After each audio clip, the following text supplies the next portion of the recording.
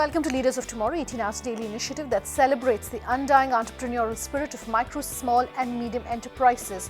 On the show today, we have a conversation with Javed Abidi, that's on our Insights segment, and on Bright Sparks tonight, we're featuring two companies, Theobrahma and PicoSauce. So that's what we have in store for you tonight. Let's get started. Now, while a lot has been done to promote equal opportunities for disabled people here in India, Javed Abidi, the director of the National Centre for Promotion of Employment for Disabled People, says a lot more needs to be done, particularly with regards policy framework and intervention from the government. Here's a quick slice of a conversation that I had with him earlier.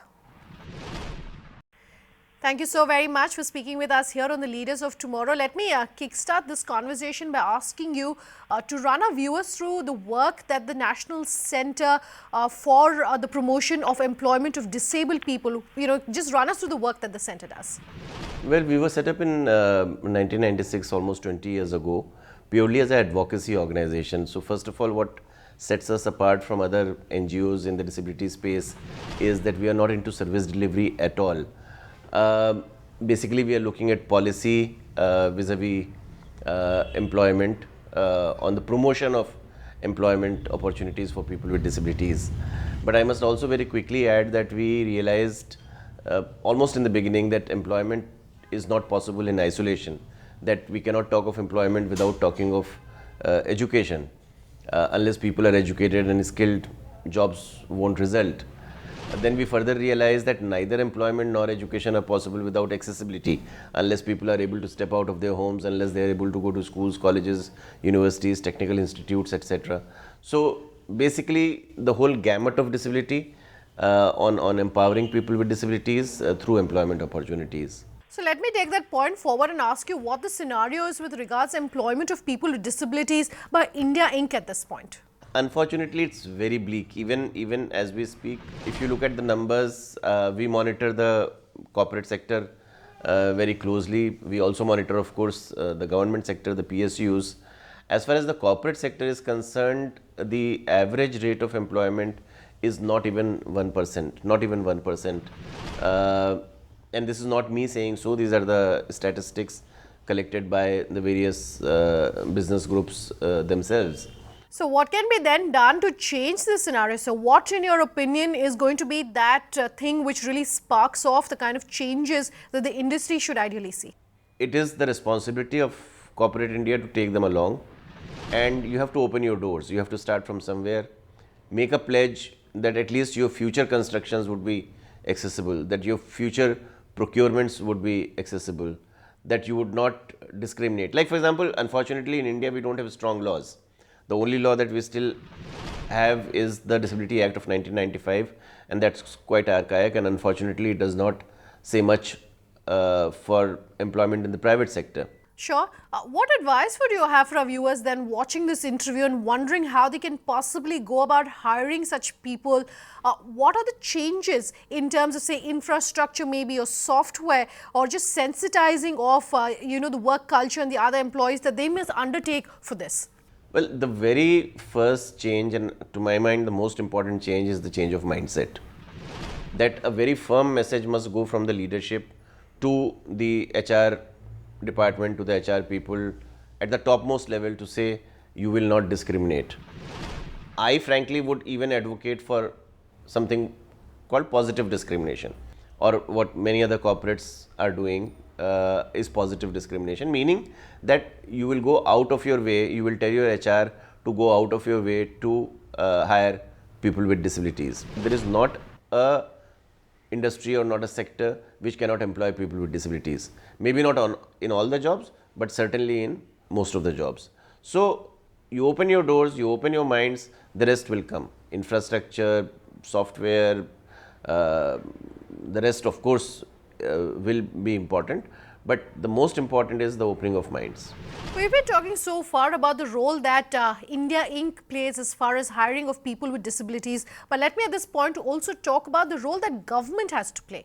Whether it's government policy or government action, Where is it right now in India, and how can that be further changed in your opinion? Well, that's a very good question, because the government should have been taking the lead in not only being a role model but also showing the way to the private sector, to India Inc. As I mentioned, the only one law that we have as of now is the Disability Act of 1995, a very firm anti-discrimination policy to say that if two people are equal, then you cannot discriminate. And I'll be very blunt, discrimination takes place. Discrimination takes place day in and day out in the private sector. And they go scot-free because there is no law where the disabled person will be protected. The other side of the coin is also incentives, tax breaks. In the Indian law, in the 95 Act, there is a mention of incentives, but unfortunately the government never went forward and implemented that. So we'll have to think out of the box. We've done a discussion with several entrepreneurs here on the Leaders of Tomorrow, entrepreneurs who are working in the area of social entrepreneurship. They spoke to, we spoke with someone, in fact, who runs a technology company that makes disabled-friendly software and workspaces. The reason I'm really bringing that up at this point is to understand from you, does it necessarily have to be social enterprises or social entrepreneurship, or is there money that companies which are involved in this area can make? See, we will not really overcome the problem unless we mainstream it. We have to make all our development, all our research, all our production inclusive. All products have to be non-discriminatory. So this whole route of social entrepreneurship, while it's very welcome, unfortunately is also segregatory. I would want a more inclusive approach. There should be a mandate that if you are developing products, if you are developing tools, equipment, then they should be inclusive and they should be for all and not just for the non-disabled population. We're talking at a time when the government is going all out to promote initiatives like Make in India and Skill India. But a program like Skill India, how does your institute or your center really tie in with it, and what are the synergies that you could possibly see there? So, like I mentioned, basically we are an advocacy organization. We are in touch with the concerned ministries, with the concerned leadership. And on one hand, within Skill India, within skilling, they have a separate track for people with disabilities. They have identified certain job sets or certain skill sets where they are supposedly training people with disabilities and preparing them for those skills and for those jobs. I still have my reservations. I still am concerned that again, we are following a segregatory approach, a separate. Why is the entire skilling domain not being made inclusive? What about all our training institutes, all our computer institutes, all our IITs and ITIs and all the places where people, hotel management institutes and whatnot, where people go to acquire skills? Are they inclusive? Can a person with disability go and attend those institutes, those courses and gain those skills? So, I welcome what is being done, but at the same time I do sound a note of caution to say that that's not enough. It's not going to lead to the kind of change that this country needs 70 years into independence. Okay, we've spoken about the role of India Inc., we've spoken about the role of the government. I want to talk about the role of the education system in India right now. Is it geared, the current education system, to ensure that people who are differently abled are also given an equal playing ground? Well, again, unfortunately, we are lagging behind. I mean, the education sector is far better today than it was 20 years ago. Some of our universities are comparatively more accessible. Ramps are being built, lifts are being installed, things are being done for the blind and for the deaf. But when you look at the big picture, when you look at all the universities of India, when you look at all the colleges of India, how many of them are even accessible? So, on the scale of 1 to 10, yeah, I guess we are at 2 or 2.5 maybe, but certainly very far away from where we should have been. And these are very urgent areas, these are very urgent measures which will have to be and which should be taken in a big ticket way by the government, by the leadership, by the policymakers, decision makers, if we want to make concrete changes for the years to come. As we end this conversation, if there is one piece of advice that you would have for our viewers, you would have for entrepreneurs who perhaps are looking at bringing in differently abled employees into their fold, or companies which are possibly exploring business ideas in this field, what would that be? Disability is not a charity issue. It's not a social welfare issue. It's a development issue. No country can progress and develop with leaving 10% of its population behind. If we leave disabled people behind, if we leave them uneducated, unskilled, unemployed, and therefore dependent, obviously we are somewhere affecting the economy and the development of the nation. So it is the responsibility of each one of us, big or small, who has the power of change, to keep that in mind. And I would again and again urge inclusiveness. Whatever you do, whatever business you run, whatever institute you set up, make sure that you don't discriminate. Let's take a quick break. When we come back, we'll feature two companies, Theobrahma and PicoSauce.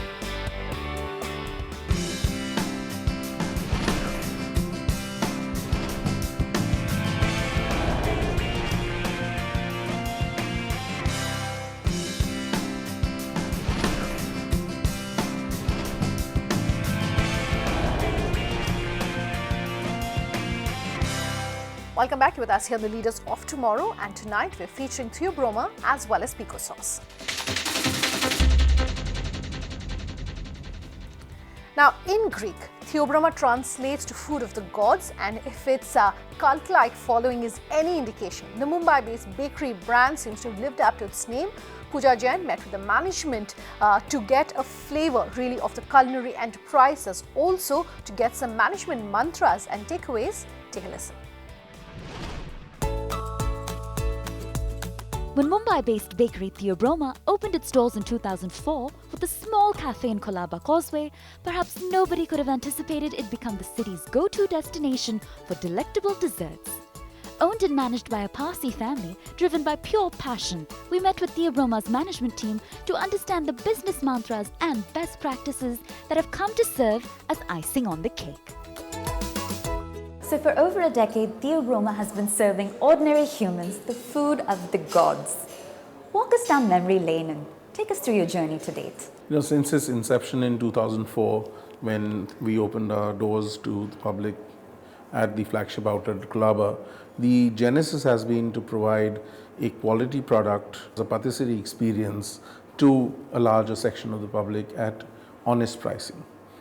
And we have done exactly that. We've lived up to that promise. We were very, very cautious because it was the first initiative in retail. So the Messman family had not explored the retail side of things. They had a lot of learnings to go through. So it was only in 2009, that is after 5 years of the first outlet, did they think that they could manage to have another outlet. There was obviously a need for professionalization of management, and after I came on board as the CEO and co-owner, we started building a management team which was the second layer for supporting the kind of growth that we wanted to achieve. So your patrons range from the poor to the privileged. You certainly seem to be satisfying the city's sweet tooth. But why and how has Theobrahma managed to stay relevant in the heart, mind, and the belly of the consumer? If we were to critically examine how we go about doing our business, it's actually first the passion which drives the product, and the pricing comes later. What we try to do is try to assess, obviously apart from the competitive landscape, we try to assess whether we ourselves would genuinely pay this kind of money for the product that we are offering. And if we can answer that question very truthfully, then we would go ahead and offer this product to our guests. Bombay is Bollywood capital, on top of which Bombay is home to the media fraternity. So what attempts have you made to cater to the health-conscious customer? Theobrahma is known for its cakes, pastries, brownies, and indulgent products. However, we also have a range of products which cater to the health-conscious consumer. Like, for example, we have our soups and salads, we have our gluten-free breads, we have our sugar-free chocolates, we have our sugar-free range of tea cakes. which actually cater to the demand of the health conscious consumer. Even our breads, when we do say we have whole wheat bread, it is actually whole wheat bread and it's not just caramelized flour. Well, with 12 outlets in Bombay, you've certainly made your presence felt across this city. But which metro is next, and how do you think about expansion plans going forward? We do a lot of deliveries outside of Bombay. We do cater to our patrons in Delhi, Calcutta, Chennai, Raipur, Jaipur, you name it, and there are people who've asked for our brownies and tea cakes, all the products that could be couriered. Even there are patrons who come from abroad and actually buy our brownies and tea cakes and carry them home. We've had demands to open outlets in Kuwait, Iraq, Dubai, and you name it, apart from the franchisee requests that we get all over India. And when we did our analysis on the expansion front, what we realized is that a large portion of the demand was coming from Delhi. Hopefully other cities will follow in quick succession once we see and we get confidence that this model and our way of doing business is scalable and replicable. Many pastry chefs across the country are now offering innovative twists to classic desserts. Do you encourage experimentation here, or would you describe Theobroma as more of a traditionalist? So if you look at Kainaz's thought process and the way she handles her recipes and what she puts out for our guests is actually a labor of love.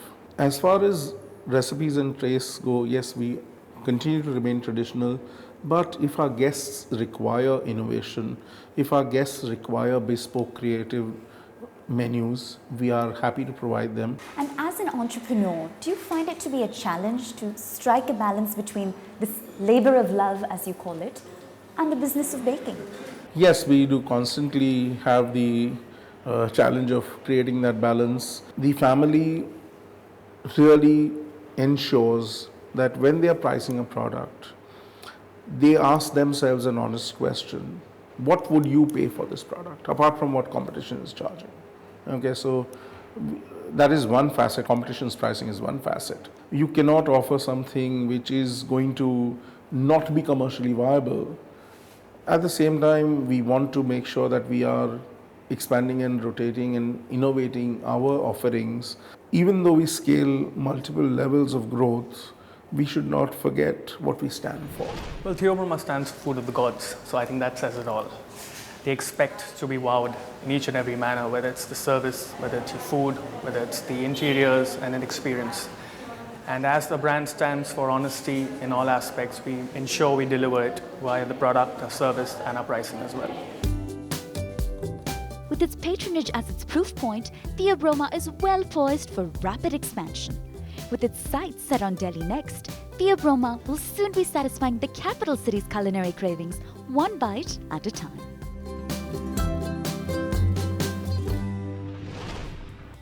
Indians are obsessed with sauces, and whatever flavor you pick, there is a sauce that goes with that. Paulami Mukhopadhyay has a story of pico sauce, which is tapping into India's love for everything spicy and hot. Take a listen. Indians and their love for spices is a story known to all. For us, what makes every meal special is that extra edge of spice, a pinch of salt, and the tinge of chilies. Condiments range from sauces, powders to chutneys, pickles, and dips.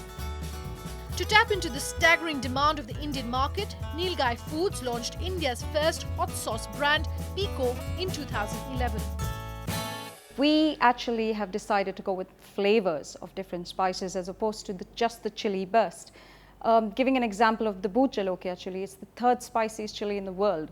But what we have done is added a bit of garlic, added a bit of other flavors, and that's where you actually get the nice burst of flavors with the hint of Bhoot Jalokia, which actually burns your inside. But everybody loves it because you don't have to just burn your insides. You can actually taste the flavor. You can pour pico sauces so easily on different products. You can actually eat them as condiments and dips. It's moving on from the regular things that we have on a daily basis. Pico has come out with different flavors, which actually that's what makes us unique as a hot sauce. Pico offers a variety of sauces and chutneys like sweet chili sauce, mango chili sauce, red chili sauce, green chili sauce, and much more. Their new range of products flaunts a unique and delicious range of chutneys and zesty flavors like Bambaya Hari Chutney, Chili Garlic Chutney, Imli Chutney, and a very Delhi Makhani dip. We caught up with Pico's founder Arjun Gadkari to find out the secret behind these hot sauces. So what kind of market research went into launching this kind of a product in India, considering it's a diverse nation with different preferences, different people, so many states? Sure. So we did a combination of primary and secondary research.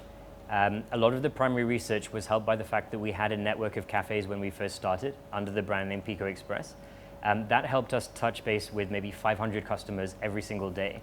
That gave us a lot of insight into what could work, what flavors work better, what styles were more preferable. And combined with secondary research, we were able to really get deep into the exact products that we felt would be a successful fit for the market. Food is a kind of a very sensitive area in India. So keeping in mind the quality checks, the strict regulations, what are the challenges for your kind of a product in this Indian market? So we were actually, we arrived in India at quite a fortunate time.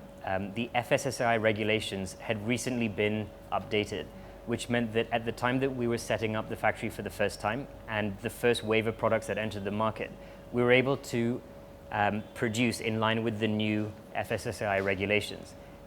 That helped us a lot compared to other companies that had to change products that were already in the market. So every year India becomes more strict and more compliant. I think that's great for a company like ours, where we take food hygiene and quality assurance so seriously. And we make sure that whenever we see changes in the regulations, that our R&D team, which is made up of a few food technologists, we make sure that we always stay current with the latest trends. So you started with Pico Express and RNA Foods acquired the same. What do you think did not work in this? FMCG and food service have very different challenges and advantages.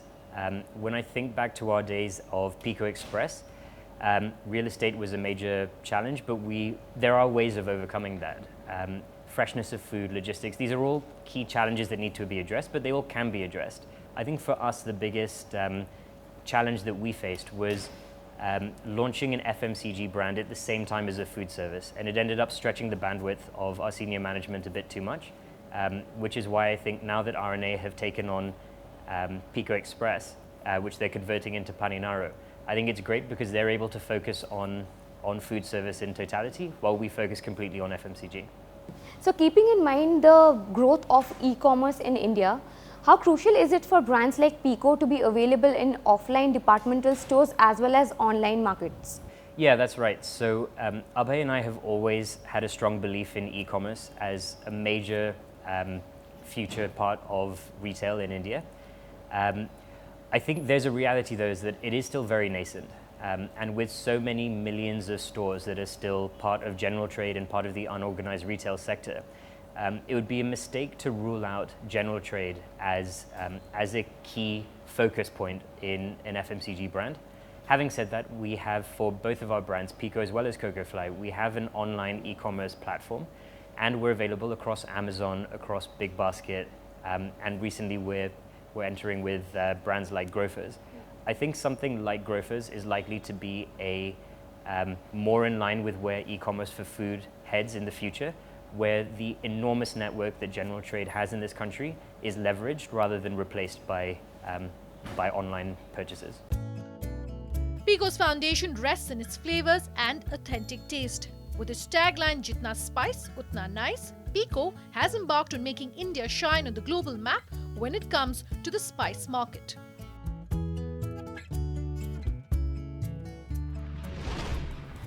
That's all we've managed to pack in on this episode of Leaders of Tomorrow. To remember that if you have any feedback for us, you can write in at leadersoftomorrow@timesgroup.com. You can reach us on social media using the hashtag LOT or call us on that number on your screen.